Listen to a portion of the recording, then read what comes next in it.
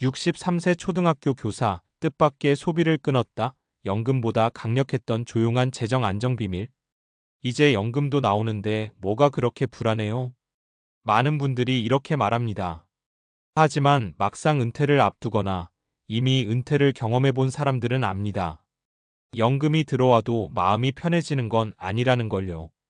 통장에 찍히는 숫자보다 더 크게 다가오는 건 앞으로 얼마나 더 살지 모른다는 시간의 문제, 그리고 예상하지 못한 지출입니다. 63세, 초등학교에서 30년 넘게 아이들을 가르친 한 교사가 있었습니다. 그는 퇴직을 앞두고 계산기를 두드렸습니다. 공무원 연금, 약간의 예금, 자녀들은 독립했고 집도 있습니다. 겉으로 보면 준비 잘 된 은퇴자였죠. 그런데 그는 말합니다. 연금이 들어오는데도 이상하게 마음이 불안하더라고요. 그 불안의 정체는 수입이 아니라 소비였습니다. 그리고 그는 뜻밖의 결정을 합니다. 더 벌 방법을 찾지 않고 소비를 끊어보기로 한 겁니다. 정확히 말하면 습관처럼 새어나가던 소비를 멈춘 거죠. 이 선택이 그의 노후를 완전히 바꿔놓았습니다. 은퇴 준비의 핵심은 얼마를 버느냐가 아니라 얼마가 나가느냐다. 우리는 은퇴 준비를 이야기할 때 늘 자산 규모, 연금 액수, 투자 수익률을 먼저 떠올립니다. 하지만 현실에서 은퇴자의 삶을 좌우하는 건 훨씬 단순합니다. 고정비와 습관성 소비입니다. 5월 300만 원을 벌어도 320만 원을 쓰면 불안합니다. 5월 200만 원을 벌어도 150만 원을 쓰면 안정됩니다.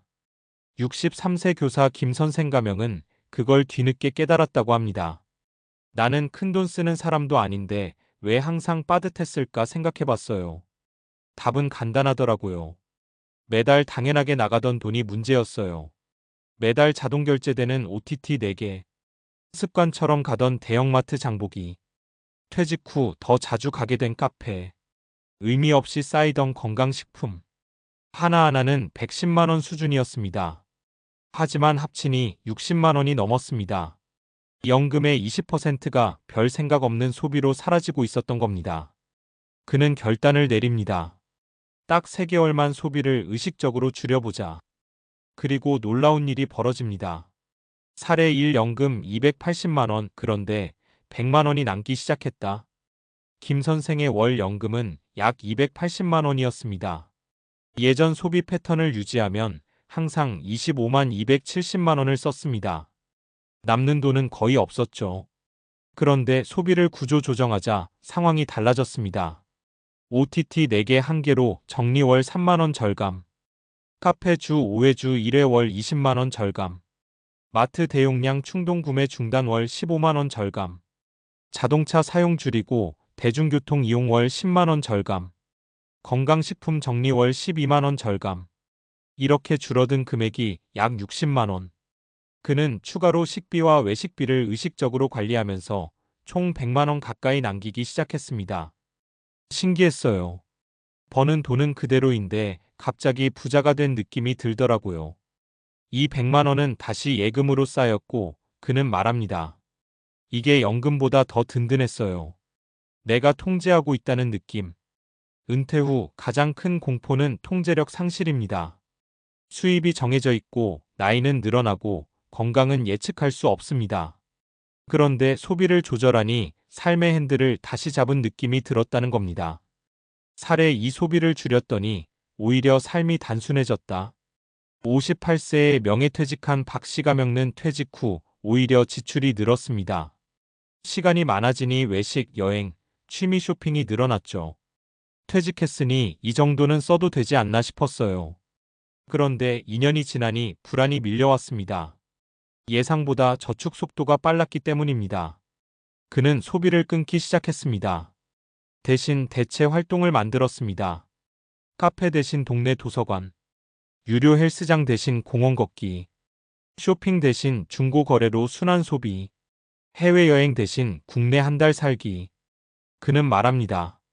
돈을 안 쓰는 게 목적이 아니라 내가 진짜 원하는 게 뭔지 보게 되더라고요.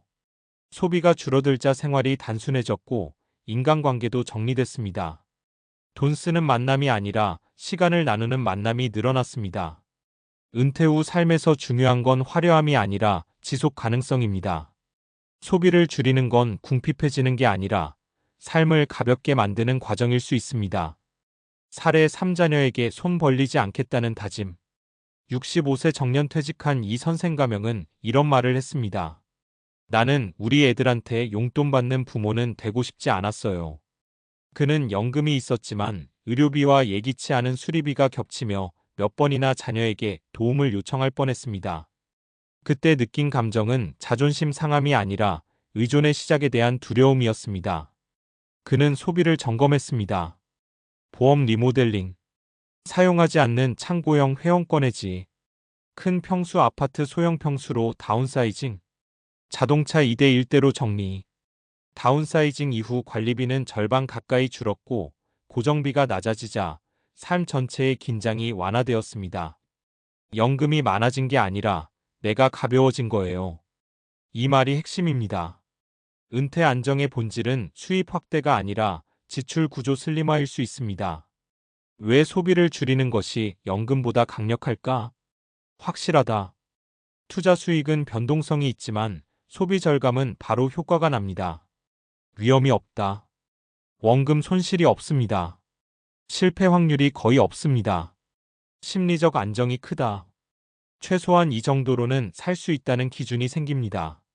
은퇴 후 가장 중요한 숫자는 자산 총액이 아니라 내가 한 달 최소 얼마로 만족하며 살 수 있는가입니다. 이 기준이 낮을수록 노후는 강해집니다. 소비를 끊는다는 건 삶을 포기하는 게 아니다. 여기서 오해하지 말아야 합니다. 무조건 아끼고 즐거움을 포기하라는 말이 아닙니다.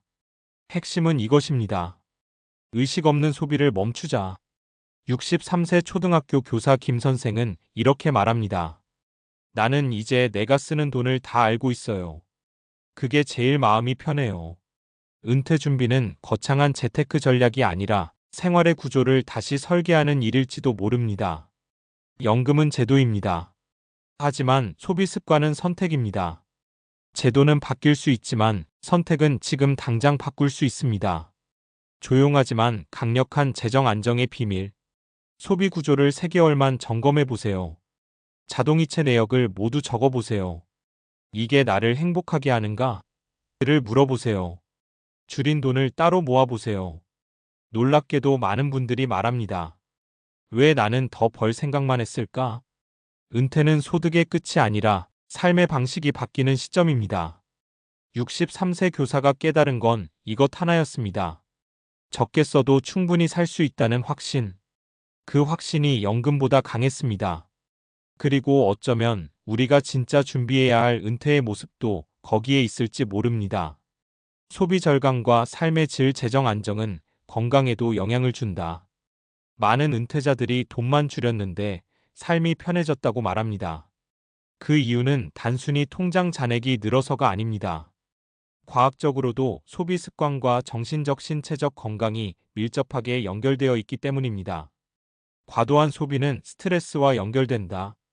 연구에 따르면 과소비나 충동 구매는 뇌에서 도파민을 자극하지만 금세 후회와 불안으로 이어집니다. 미국 캘리포니아 대학 연구팀은 경제적 불확실성이 높을수록 충동적 소비가 증가하고 이는 스트레스 호르몬인 코르티솔 상승으로 이어진다고 발표했습니다.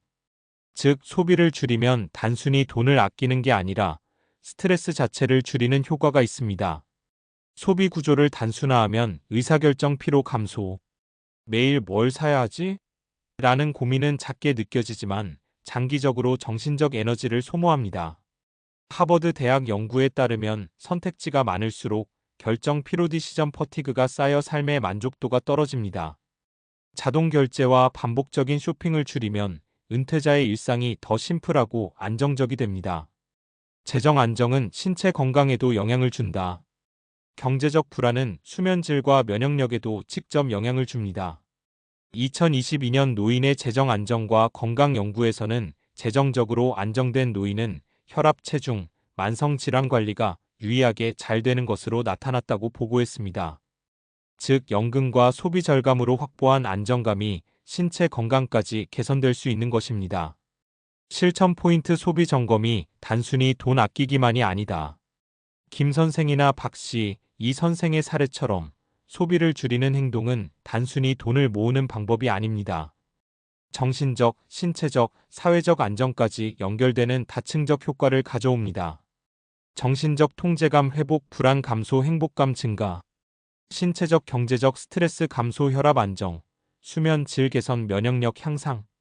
사회적 의미 없는 소비 감소, 진짜 가치 있는 인간관계에 집중. 연금이나 투자처럼 외부 요인에 의존하지 않고 자신의 선택으로 안정감을 만들어내는 방법인 셈입니다.